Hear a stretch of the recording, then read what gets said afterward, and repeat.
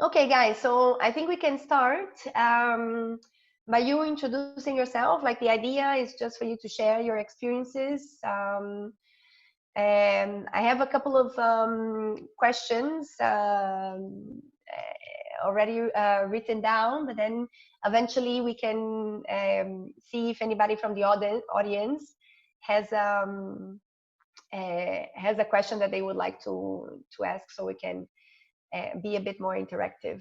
So, Kristin, do you want to start introducing yourself, please? Yes, of course. So yeah, my name is Kristin Deutsch. I am 26, so I'm a little bit older than I think the normal range. But my background is also a bit different. I worked 5 years for an oil and gas company, BP, and I did a sponsored bachelor. So they paid for my university while I was working full time for them. And I did my bachelor in international management and worked in different. It was like a rotational program, so like a graduate program, but for younger people. Yeah, and I am from Germany, so that's for me. Okay, thanks for being here, Kristin. Eduardo?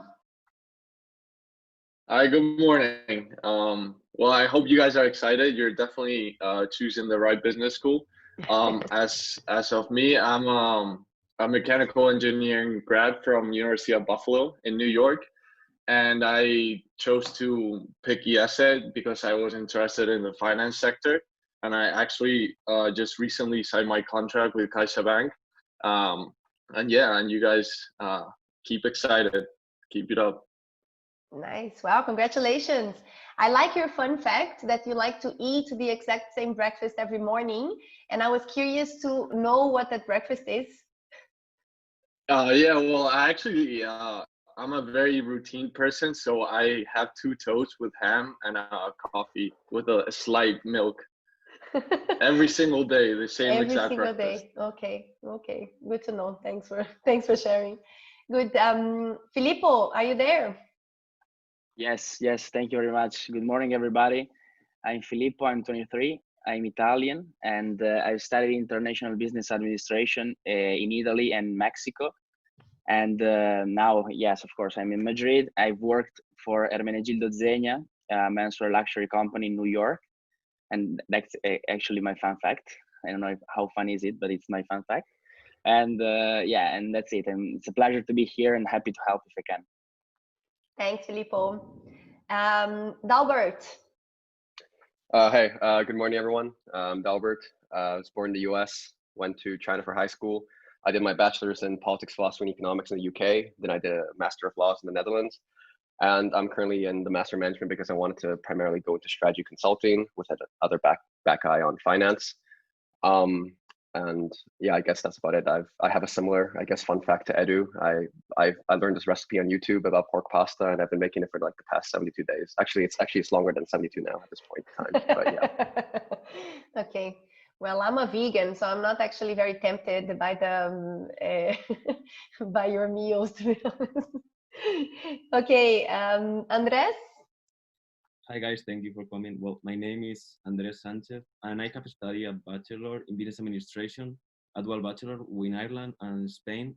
I studied the first 2 years in Spain, third in Ireland, and fourth in the States. That's where come to play my fun fact, where being a senior I joined a fraternity. After that, I pursued a master in accounting in the States, and I work a year in New York City for a small boutique accounting firm specialized on the hospitality industry. And I decided to do this master because I wanted to step up my professional career and get into different companies and get the chance to network with different companies. And next year I'm planning on doing an internship at Amazon in Luxembourg.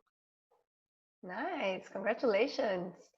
Okay, guys, so I'm gonna stop sharing my screen since you've introduced yourselves, so we can like if you in Zoom can see them, there is an option that is called speakers view. You can click, and then the person that is speaking will come up bigger in your screen. So I wanted to start. So Andres already answered a bit on why you decided to do a MiM, right? And then Andres, still with you.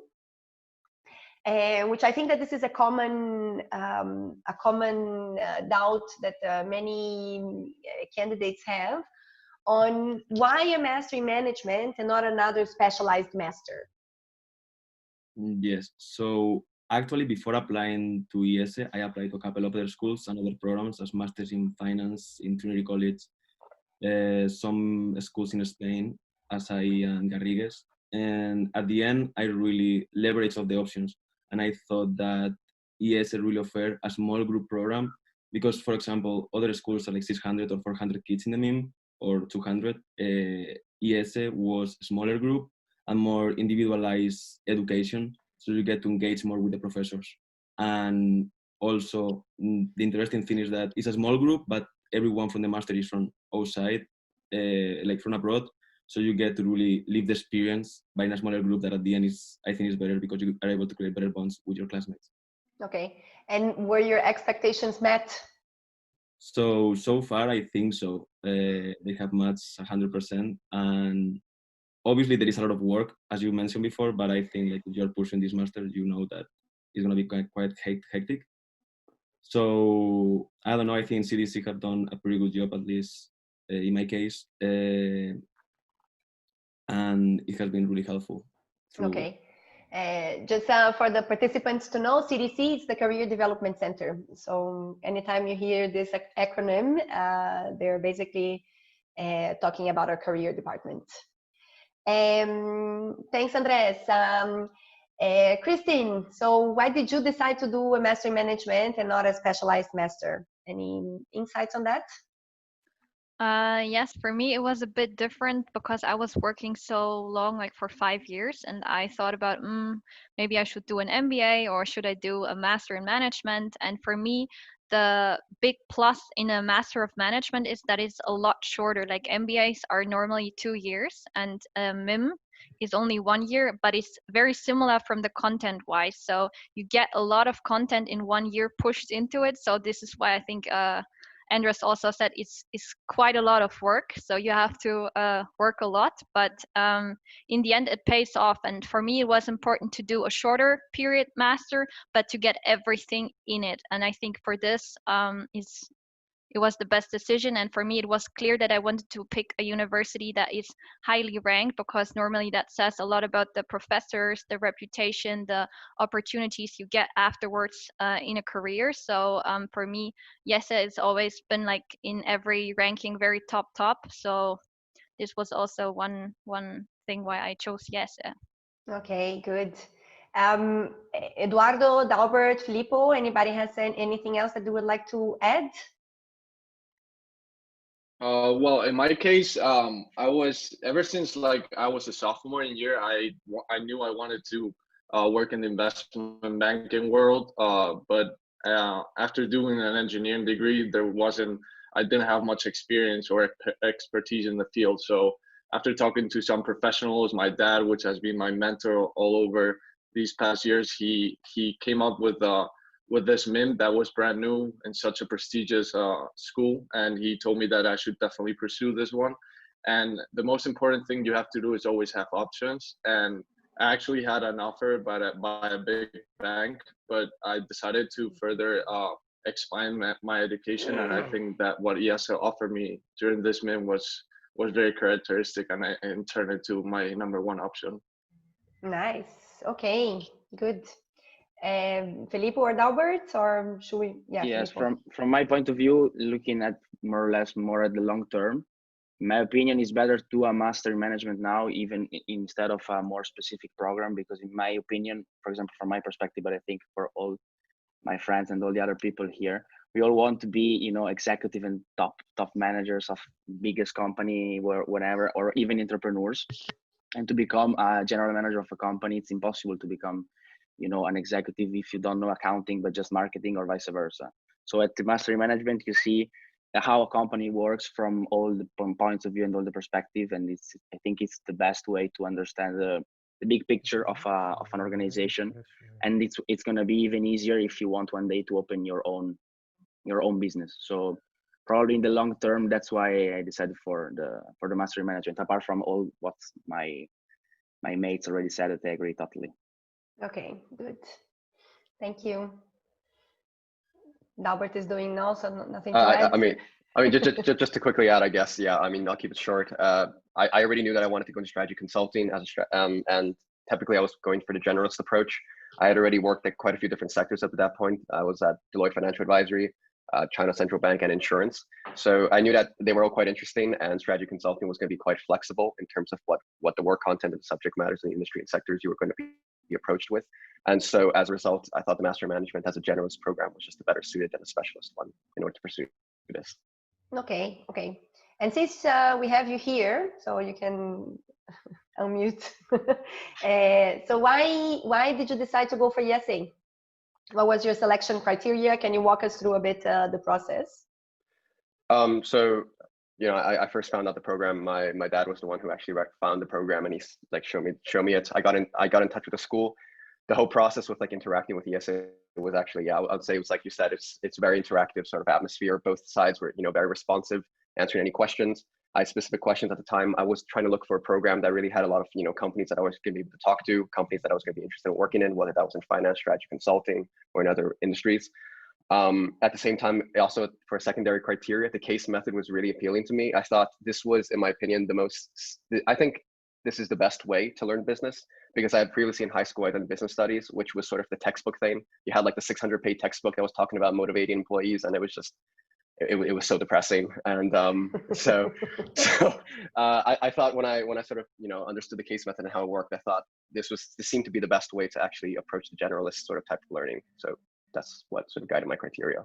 Okay, nice. Thank you. Eduardo, what about you? Why did you choose IESE? Well, as I mentioned, my dad is actually an MBA alumni, and he's always had very good words about this institution. And just by the single fact that having the watermark of IESE Business School on your CV just gives you a step ahead of other participants or candidates at the job search. So I think this was one of the main decision criteria for me when applying to different business schools. Besides, of course, of the procedures of the school being recently ranked #1 for executive business schools in Europe, I think that was one of the main reasons for me to apply to the IESE Business School. Okay, good. Anybody else wants to add? I think that from my side, what I noticed during the application, apart from #1 Financial Times and everything that we know, as you mentioned before, Paula, the person is important. So I mean, I understood from the admission process that it was not I was not a fee. You know, I was not money that enters to IESE, but it's like kind of, you know, the profile. And also, if you can see this now in our program, because we have very diversified profiles in terms of backgrounds, way of thinking, and everything, and that's it's a plus for everybody. I mean, it's definitely different to spend your entire career talking to people that is studying business administration, and now, for example, in my team, I have Kristin that works in oil and gas. A French guy that studies philosophy, you know, one engineer from Greece. I mean, it's completely different. So for me, it's not you know, you're not a number. You're an individual person. That's important for me. Nice. Okay, and that brings me to anybody else wants to add anything else? No. Okay, Kristin said no, and Andres I think that already said why he chose IESE. So that brings me to my next question about the IESE culture. So Filippo, since we have you here, how would you describe IESE culture now, you know, that you've been living the Master in Management for the past almost year? Yes, I mean, from the macro perspective, it's like a big family, you know. I mean, you can talk with Chabella, that's our director, you know, through WhatsApp and easily also on campus, and that's, I think it's a good idea, because you feel you're not, you know, the big boss. It's impossible to reach, but that's not the idea at IESE. And from the micro perspective, for example, in the team, you become like, you know, brothers and sisters. So it's always an idea of cooperation, helping each other, and also there's an incredible life apart from the IESE, you know. Like the culture of IESE is also outside when you go out for dinner on a Saturday, you know, with friends. That's IESE culture for me. So generally, yes, I can say, you know, 2 words: big family. That's nice. Good. Kristin. Yes, I think I can just add a little bit to what Filippo said, because we are in one team, and I remember me having, I think in the first or second month, big problems with my laptop, so I couldn't work. And I was like super, I don't know, desperate. And Filippo was the guy helping me, like bringing me to the Apple store because I couldn't talk that good Spanish. So I think this is really the culture. Like we try to help each other all the time. We come from very different backgrounds. You have one person, for example, Andres did a lot in finance before. So whenever I had a question in accounting, he would like help us. So I think this is actually what, yeah, yes, it is about the YESE family. So yeah, Nice. my point. Good. Andres, so since we're talking about teams, can you tell us a bit about your team experience? Yes. So honestly, for me, it's quite difficult because we have to get up pretty early. But you know, you make it because I think it's really worth it to at the end be that hour before the classes is extremely helpful just for anyone that wants to level up the case. Because at the end, you might read it. As Kristin said, I had a knowledge in accounting. Another person might have philosophy or engineering. So at the end, when you look at the case as a group, you are able to look it from the other perspective. For example, in my team, we have people from France, Spain, well, like me, and Edu is also my team, who else? Julian, that is Chinese. We have a pretty well-rounded team. So I think it's really interesting just how, more than just growing professionally or academically, you grow as a person because you have to adapt to the different points of view, and it really I think it's really helpful in the future for your professional life, because you guys that want to apply to the school, I guess you have a really big plan for the future. So I think it's really good to live this experience academically to be able to transfer professionally. And nice. Okay, good. Thank you. So, Eduardo, tell us a bit, how do you think that the case method helped in your development? So how has it been, the case experience? Okay, so I never knew actually what the case method was before coming to IESE. My dad had talked to me about, read a case and discuss it with your team. And what mostly amazed me about the case method is after preparing the case for like 1 or 2 hours, you go to the team meeting and then you try to expose your thoughts on the case. And after having like 1 hour discussion, you can come with a complete different perspective of what you thought was the right approach to the business problem. And I think that's one of the main takeaways you can take from the case method. Excuse me. The fact that you can have so many different perspectives by the different backgrounds from your teammates, and you're just changing your idea of the business problem by just talking and discussing with your teammates. Nice, good. Anybody else wants to add anything on the case method and how the experience has been? No? Okay. So I wanted to, Dalbert, what advice would you give to someone that is applying now or thinking about applying? In all honesty, I think that it's probably in regards to like jobs, because when you start the program, as Paulo, you mentioned earlier, it's very, very academically intense. And for a lot of people, you have to sort of make a trade-off when you're in the program of sort of trying to balance your academic workload and also at the same time trying to balance sort of, pursuing your professional life, going cover letters, CVs, networking, all these things. So I would say really, if you already sort of have a sector or 2 or 3 sectors targeted down, I would say to immediately start already on the process, start coming up with drafts for cover letters, CVs, have a plan ready, and also begin networking on LinkedIn and just start, contacting people as soon as you can. So that by the time that the academic workload increases, you're going to actually be able to sort of balance it out. Okay, nice. Okay, so since you've mentioned the Career Development Center, I'm going to pass the word to Kristin.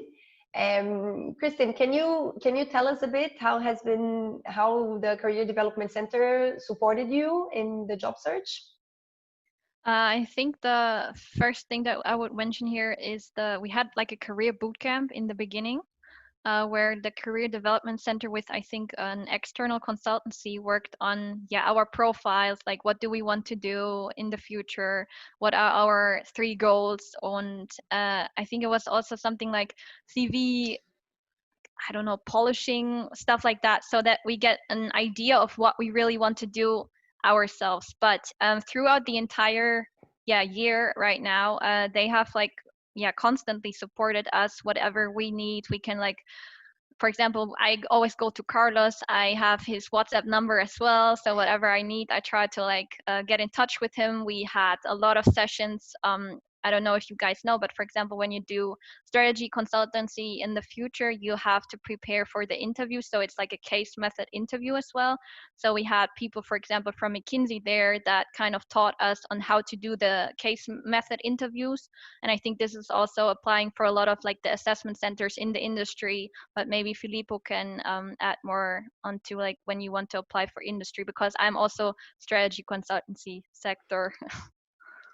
Okay, so since Kristin already pointed to Filippo, can you add? Thank you, Kristin. Now, I mean, my case, it's a bit different because I don't know if you know, guys, but at IESE we have professional clubs, and Dalbert as well is president of his club, and I am the president of the Retail and Luxury Club. So of course, I mean, automatically I have a closer relationship with the CDC responsible of this sector. But if I can say something in, it's very specific from my experience, what I'm doing is, for example, I have an opportunity in the industry because I'm interested in retail and luxury, as I said. I have an opportunity, I text or call the CDC responsible, and then they help me to prepare this step. Then if something goes on, I let them know, and they are always trying to prepare, each case specifically to get ready, to pass it and to try to achieve it. So I think in general, it's a very ad hoc, kind of preparation in my case, actually. Also because maybe it's easier because we are not a lot of students, and that's why, I mean, what Andres said, that's important. And it's more customized. We try to understand how the sector is working throughout these clubs, but in general, I mean, in specific, every profile is different, every position is different, the country, how to apply in a country or another is different. So it's just a matter of preparing by yourself and then contact the CDC responsible and try to get the most out of it. Okay, thank you. Anybody else wants to add anything? I would like to add something. Okay. Regarding this, that when you at the end, like CDC really helps you out if you need help for interviews, advice to jobs. Carlos is always, as Kristin said, is available. If you find a job, you ask him what he thinks, what he doesn't, and he's really helpful at inside advice. If not, he will connect you with someone that is working there probably. So besides all of this prep they are offering, they also, as being at IESE, CDC also includes the network that you are exposed to, because through the career forums and expert voices and more CDC events, you get the chance to connect with professionals in different sectors. For example, me at the beginning, I thought I would go to strategy or finance, and I end up applying to tech. So I think for you guys, my advice would be not be too narrow in the job search at the end, because there is amazing opportunities outside some of the field. Okay, thank you.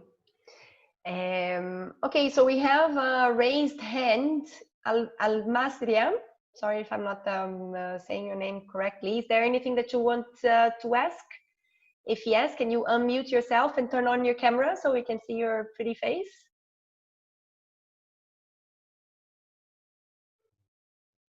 No reaction.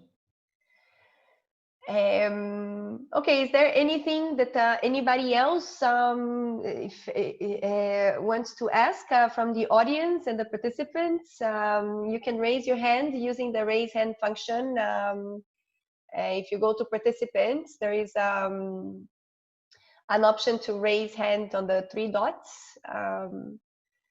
Otherwise, no, people are shy.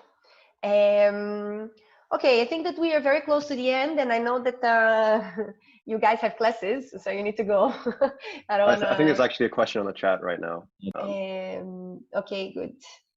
Thanks, Albert. Okay, so we can make this the last question, so you're not late. Thanks, Rayhan, for your question on what are your favorite aspects of the curriculum or events at IESE that integrates multiple cultures and backgrounds. Anybody wants to volunteer to take that question? Eduardo? Sure, I'll dive in. Okay. Actually, I've had a lot of international experience, and I can honestly say that I've never had such a multicultural international experience as I had at IESE. We are a group of 47 individuals of, I believe it's 17, you can correct me, Paul, either 17 or 16 nationalities. In my group where Andres is, we have, I think it's 4 different nationalities. So that cultural barrier is kind of broken because you have to understand and be empathetic with how other people, different peers think. So I think it's just amazing the different backgrounds you can experience at this business school. As I said, I've lived in 4 different countries and I've never had this experience in my life. Nice. Okay. Thank you. Andres, you had something to add? Yes. So regarding to this, how we integrate the different cultures and backgrounds, it's also worth to mention that the first week we have this bootcamp where we were paired up with random people from the program that they are not going to be in your team. So you also get the chance to interact with everyone and really get to know the different points of view, because at the end we are sharing things. On this bootcamp is where things happen, and you really get to know your classmates, not just as professionally, but personally, because it's more to get to know yourself and the people around you. Plus the team meetings, we said, that they really help you to integrate all of this. For example, for Christmas, one of our Belgian friends, he brought to IESE, well, IESE was kind enough to brought like some wine, and we made this typical. Yes, we did. It wasn't great, but the environment. It was very bad, actually. It was very bad. The environment was great. Nice, good. Anything else on this that you'd like to add? No? Any last final words? Any last message that you guys want to leave to the audience? Yes, I have one probably. Okay. I mean, maybe I'm gonna be, IESE is going to kick me out after saying this, but I want to say that I mean, you can do 200 master degrees and remain stupid. Sorry for the word. And you cannot do anything and being the best manager in the world. The only thing I want to say that it's still up to you. When you come to IESE, best school, it helps, definitely it helps, but it's still up to you. I mean, the first day of class, they said, IESE, it's a gym, no? Because you have to get in and, you have to work out to get better, that's the idea. So CDC is not going to fund the job for you, and the professor are not going to explain the class to you. So, I mean, it's up to you. IESE is the best place to thrive and whatever, but it's still up to you. I mean, you have to work a lot and you have to be aware of what you're doing. And yeah, that's my recommendation. Maybe, I mean, I don't want to scare anybody. That's not, of course, my idea, but you have to know what you're doing. So. Nice. Okay, we're not gonna kick you out, huh? That we can quote you on that. That's something that we really want to, a message that we really try to input in our students. Kristin, I think you have something. Yeah, I wanted to add on what Filippo said. I think that's really true. And I remember Carlos saying in the beginning, I think we have to choose between 3 things. And this is like very cool private life, like with going out, having a cool Madrid life, your career, and the academics. And I think he said back then, you have to choose wisely between the 3, and you can only choose 2. That does not mean that we don't have a private life, but IESE is like you are there from like the morning until the evening. So in the end, I think you have to be prepared for a lot of workload, but also for a lot of fun. You learn a lot about your classmates, and I think you also learn a lot about yourself. Like I learned, for example, how resilient I am, and I also learned, for example, that I have to work on my directness because I come from a culture that is super direct, and then I work with somebody in my team that is Italian or Spanish that do it more indirect. So I think in the end we can like all learn from each other, and that is for me like the biggest advantage and the cool thing about IESE too. Nice. Well, good that you don't have any Brazilians in your team, huh? We tend to take things very personal. Okay, Andres, you had something to add? No, No, I saw you unmuting yourself. I thought you were okay. Dalbert, any last words? Yeah, I mean, it's like pretty much what everyone else said. I know right now we've heard a lot that, you guys have probably heard it over and over that this is a lot of workload, but no, it's like seriously, it's a lot. Like it's disgustingly a lot. So be prepared, and if you can survive this, like the benefits are enormous. If you can't survive this, then but yeah, yeah, just good luck, everyone. Good. Okay, guys. Thank you very, very much for being here, for participating, for always being available. I think that this is actually part of what the essay culture stands for, no? Helping each other and collaborating. So thank you once again. Thanks for the participants for being here. Remember to be in touch, to ask any questions that you have.